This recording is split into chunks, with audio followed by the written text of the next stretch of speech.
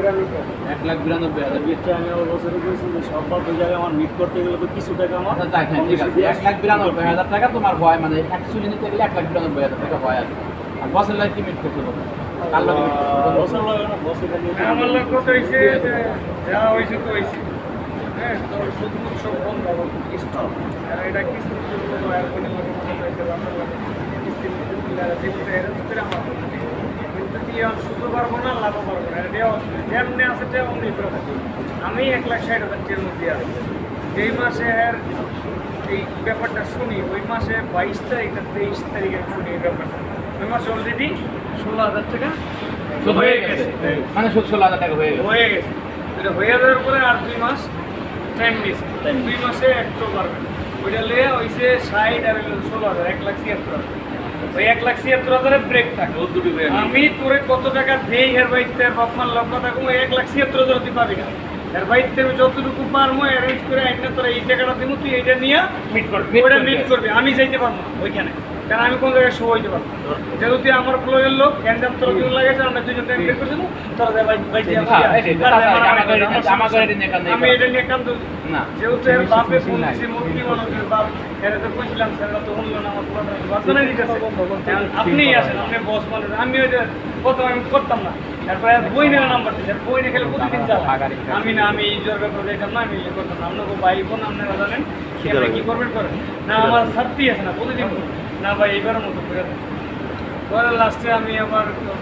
বললাম আচ্ছা ঠিক আছে দেখি শুনি এখন তুমি যেমন এই এক্সাম করলাম আর লাস্টে কিছু 2 মাসের সুদ বাদ ওই যে 1,76,000 ধরেছি 1 মাসের সুদ ওটাই স্টকে রাখছি এখন আমি আর বলছি যে আগে কত আনি আইনটা তোরে এতটা তোর হাতে বুঝাই দিব তারপর তুই যা মিট করো এটাকে মিট করবি আমি কিছু এটা নিয়ে কোনো কথা করতাম কোনো কথা বলি হয় দেখো যে পোশাকে জান ওইখানে দেয়া দেন কী অবস্থা এরাও তো একটা দেয়া উড়াইবে না উড়াই তো দিতে পারবো না আর 1,60,70,000 টাকা চারদিকেরই কথা না কইলেই দিয়ে দিল কইলে দেওয়া অনেক কেয়ার মামলায় আসলে এক জায়গায় কম দিল আমার কোনো কথা বলে বলে এইভাবে কথা হয়েছে এইভাবে কথা হয়েছে এখন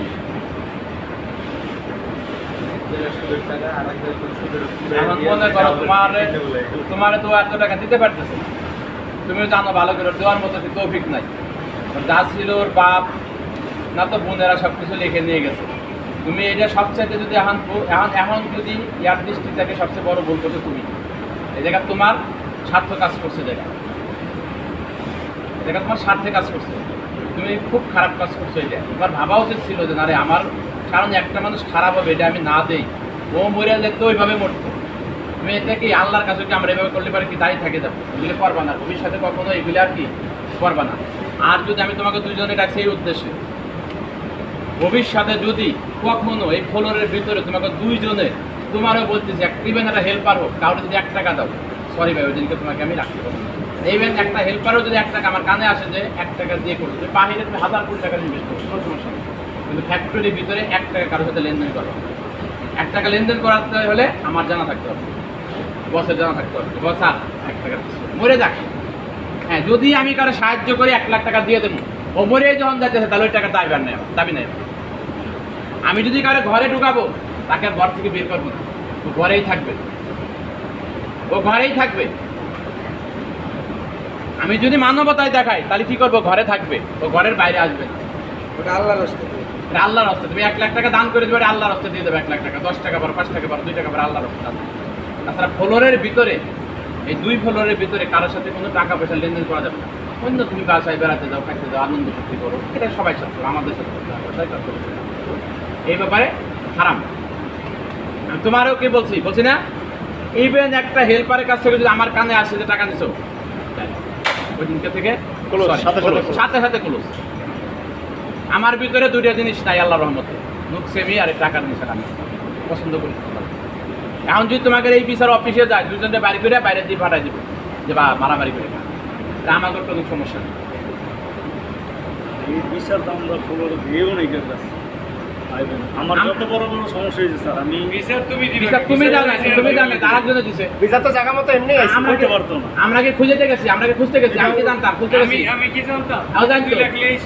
তুমি টাকা দিয়েছো এটা কি আমরা জানতাম? তোমাকে জিজ্ঞেস করছি কোনোদিনও? আমি কি জানতাম? তোমাকে জিজ্ঞেস করছি কোনোদিনও? এই টাকার খবর আমি যখন এই ফ্লোরে পাড়া দিচ্ছি তারপরে 3 দিন পরে থেকেই জানি, ধরতে গেলে যখন হয়েছে না তখনই জানি আমি। ওই জিজ্ঞেস করছি একবার সময় তোমারে, আমার কি দরকার আছে? আমি তো এই যে আজকে আমার কাছে ঘটনা আছে, টাকা আনছে এটা আছে স্যার, এটা দেন, আমি জানি না, আমি জানি না, এটা আমার দরকার নাই, তোমরা আনছো, তোমরা মিটমিট করে না, লাস্টে সবাই মিলে বলছে বিদায় আমি জায়গা না জানতাম। ভালো হয়েছে। কারণ এগুলি আমি পছন্দ করি না। আমি কথা কি শুনে বুঝতে পারছি তোমাকে? যদি ভবিষ্যতে কখনো শুনি যে তুমি কারোর সাথে লেনদেন করছো টাকা পয়সা নিয়ে, অফিসের কেউ রেট। এই অফিস তুমি বাইরে তুমি ব্যবসা করো, বাইরে- বাইরে দোকান দিতে পারো, ব্যবসা করতে পারো, সব অনেকেরই আছে, কিন্তু অফিসের ভিতরে কারোর সাথে এটা করা যাবে না। আমার টাকা কাছে দিতে বিচার হলে এলে- আমরা জানাই দিব। হ্যাঁ, টাকা যদি এটা আছে আমার কাছে, কেন স্যার এটা আমি ডিসকাস ঠিক আছে। আর ওর জন্য তো পোস্ট কারোর জন্যই না, ফ্যাক্টরি কারো ওরে বাকিটা কি করার কথা বলে দিয়েছি। যদি কারো কাছ থেকে যদি তোমার 500 টাকার দরকার হবে, কি বলছি, তুমি ঘরে ঢুকতে পারতেছে না, বসের কাছে যাও, বস আমার 500 টাকা দাও। বস দেওয়ার পরে আমার কাছে আবার আমার 500 টাকা আমি দেবো, আমি দিব টাকা। কিন্তু দ্বিতীয়বার যদি শুনছি, ওই দিন ওই মুহূর্তের জন্য তুমি করো, ঠিক আছে? সুমন, তুমি তো বুঝতে পারছো কথাটা, মানুষের উপকার করবার জন্য, তোমার উপকারের কারণে যেন ক্ষতি না হয় কারো, আমি উপকার করতে জানো কারো ক্ষতি না করি, এটা সবসময় মাথায় রাখবা। আজকে তোমারও ভবিষ্যৎ আছে, তোমারও বাচ্চা কাছে চাল্লাই দিছে, তোমারও বাপ মা আছে, ওর বাপ মা আছে। আজকে আমার কারণে যদি একটা মানুষ বিপদে পড়ে, কিন্তু না পড়ে, এটি আমরা সবসময় কি চাবো, ঠিক আছে? এখন ওর পক্ষে তো আর এত টাকা দেওয়া সম্ভব না। এখন ও টাকা আনছে 1,65,000 টাকা আছে, তুমি এই টাকাটা দিয়েই ম্যানেজ করে ওই জায়গা থেকে নিবা, যেভাবে হোক তুমি যেভাবে পারো ম্যানেজ করে নিবা। ওর পক্ষে আর কোনো টাকা দেওয়া ওর জন্য সম্ভব, যেভাবে হোক ম্যানেজ করতে হবে।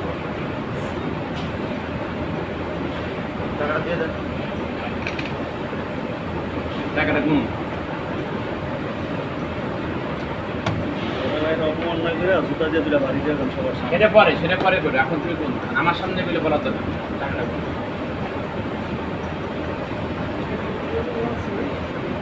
এই বিকা ইয়াতে সামির আর দিয়া লাঞ্চের পরে একটা কাগজ লেখাবেন, পরবর্তীতে সুমন নাকি মহিউদ্দিন যদি কখনো কোনো কিছু লেনদেন করে, কোম্পানি আইনগত ব্যবস্থা নিতে বাধ্য, ওই মুহূর্তে দুজন স্ব-ইচ্ছায় রিজাইন দিয়ে চলে যাবে। আর যে আমরা 1,65,000 টাকা দিলাম, 1,65,000 টাকা বুঝিয়ে পাইছি, এটা কাগজের সিগনেচার নিয়ে কাগজ দিলাম, কাগজ জমা দিলাম, সব কথা কি বুঝতে পারছি? এখন তো লাঞ্চ টাইম, সময় নাই। 1,65,000 টাকা দিলাম ওরা, আমরা সবাই যারা যারা ছিলাম উপস্থিত সবার নাম লিখবেন, জি, সব নাম লেখার পরে সুমনের সিগনেচার নেবেন। আর সে ওই রিজাইনে পরবর্তী যদি কোনো রকম লেনদেন করে, স্যার লাঞ্চের পর তো মনে হয় তো সময় না, টাকাটা বুঝে নেবো, লাঞ্চের পরেই করবে, এখন তো কেউ করবে না, লাঞ্চের পরেই করবে। টাকাটা বুঝে নেবো, 1,65,000 যদি পাচ্ছে সুমন, এটা করবা না ভাই, তোমারও ক্ষতি, যে আমি খরচা দেওয়া লাগলে তোমার দেওয়া লাগবে, আমি কিন্তু 1 টাকাও দেবো না। আমি হয়তো তোমার সাথে মিঠে কথা বলবো,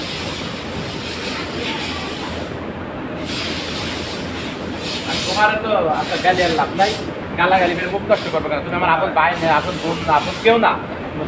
কথা বলে মুখ কষ্ট করবো তোমার গালি। তোমার আমার কিন্তু ভাই বিচার কঠিন, কিন্তু এরকম বাড়িতে হয়তো তোমরা ইদানিং দেখছো যে আমি নর্মাল ভাবে ডিউটি করতেছি, ইদানিং কিন্তু আমি অনেকটাই সার দিয়ে ডিউটি করতেছি।